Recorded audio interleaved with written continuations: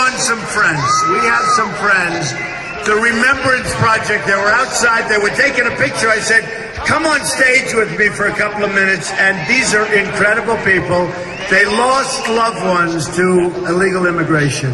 And they're unbelievable. They've suffered. I've gotten to know them over a period of time. And come on over here, folks. Come on.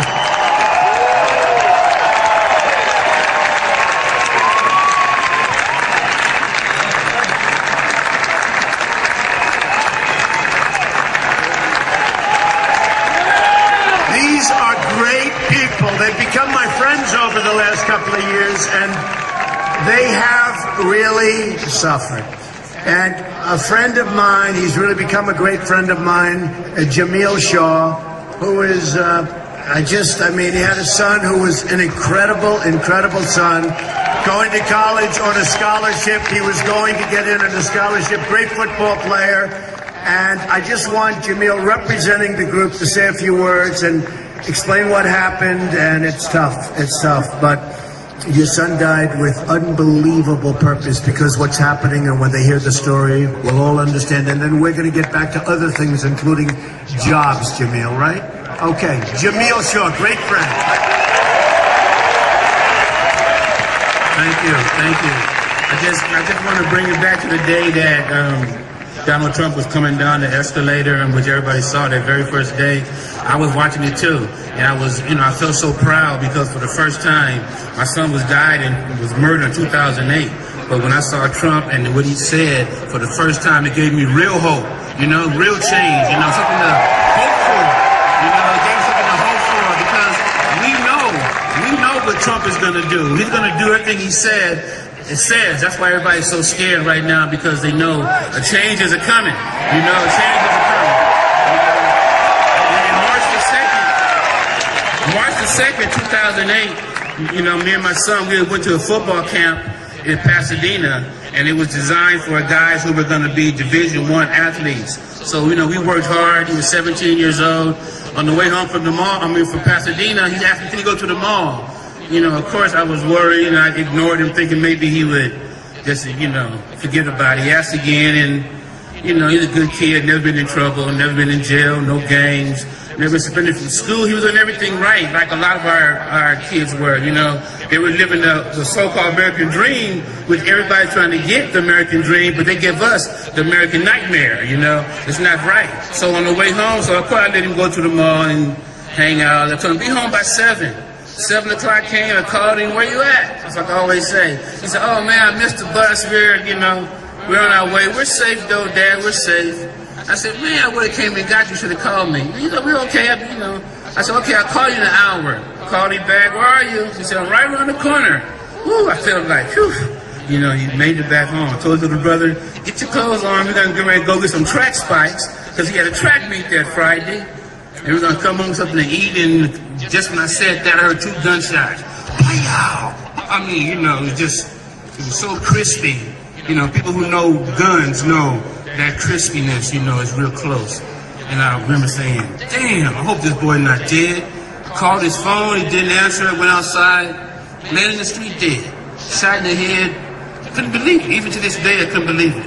They didn't find out an illegal alien on his 3rd gun charge. Now, we hear all these gun people talking about ban guns, but you got an illegal alien on his 3rd gun charge, never been deported, was given, his last one, he had assault with a deadly weapon, battery on a peace officer, resisting arrest. They put him in the county jail for 8 months, let him out 4 months early.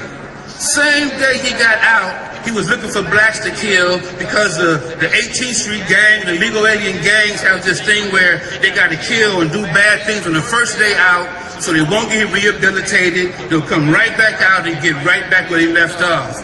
And he was ordered to go out and look for somebody black to kill. He's in my neighborhood. My son walking down the street, minding his business, coming home, doing everything right. Legal alien sees him, runs over there to him while he's on the phone with his girlfriend, and asks him, what set you from?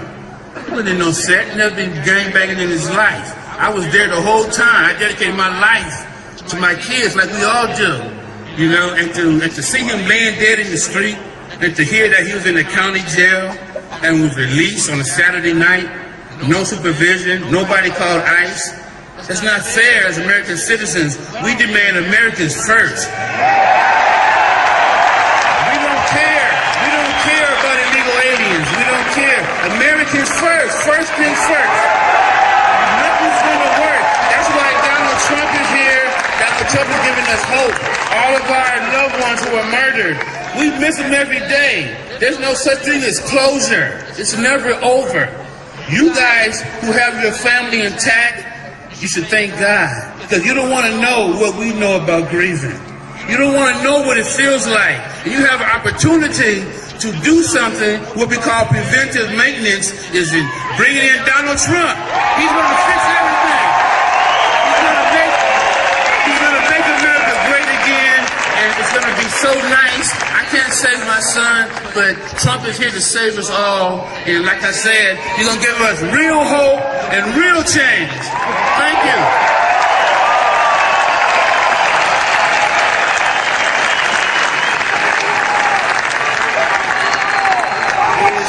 Such a great guy. I've gotten to know all of these people, and most of these people, all of them actually. And I will tell you, Jamiel, though, just representing the group, they all have a very similar story to tell. And people that shouldn't have been here, people that should have never been allowed to come over the border, and they come here like it's nothing. They walk through it like it's just nothing. And we're going to stop it, and we're going to build a wall. We're going to also...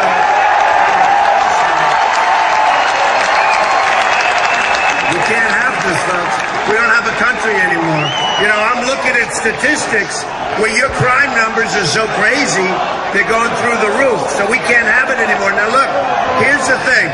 And what Jamiel didn't even say, and his boy was amazing.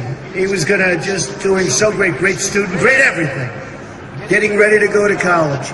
And every college wanted him. They wanted him for his academics. They wanted him for football.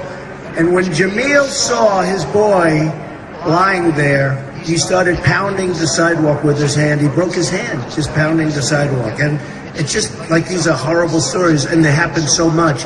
Everybody here has essentially the same end result. They have the same story.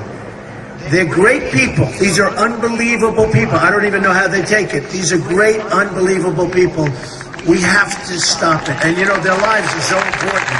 And your relatives' lives are so important. Your boys, your girls, all of the people. They did not die in vain, believe me, because it's such an important thing. And I just want to thank all of you. You're special, special people. Really brave. And just go out and do the best you can. Let's have a good evening, okay?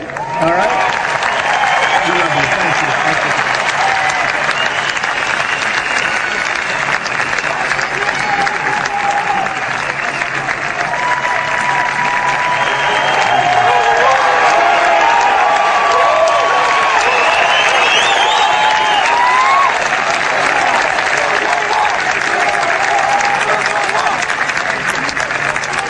Unbelievable people, folks. Unbelievable people.